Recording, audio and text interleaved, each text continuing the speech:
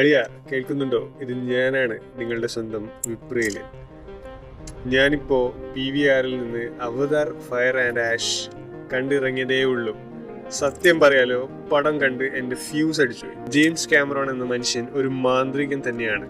പുള്ളി ഇത്തവണ നമ്മളെ കൊണ്ടുപോകുന്നത് പാൻഡോറയുടെ വേറൊരു ലോകത്തേക്കാണ്.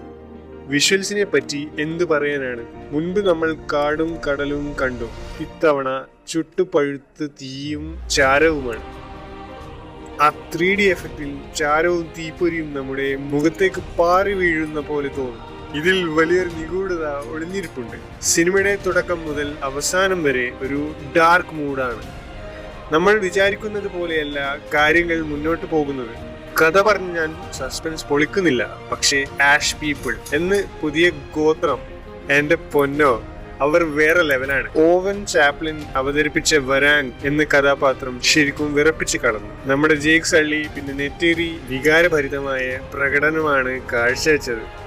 അവരുടെ സങ്കടം കണ്ട് നമ്മുടെ നെഞ്ച് തകർന്നു പോകും. പിന്നെ സ്റ്റീഫൻ ലാങ്ങിന്റെ പ്രകടനം അതൊരു സസ്പെൻസ് തന്നെയാണ്. മൊത്തത്തിൽ ഇതൊരു വെറും സിനിമയല്ല, തിയേറ്ററിൽ തന്നെ അനുഭവിച്ചറിയേണ്ട ഒരു ദൃശ്യ വിരുന്നാണ്. എന്റെ റേറ്റിംഗ് 5/5. നിങ്ങൾ നിർബന്ധമായും വലിയ സ്ക്രീനിൽ തന്നെ പോയി കാണുക. ഈ അനുഭവം മിസ്സാക്കരുത്. ഇതേപോലത്തെ മൂവി റിവ്യൂസിനായി വിപ്രീലിന്റെ ചാനൽ സബ്സ്ക്രൈബ് ചെയ്യുക.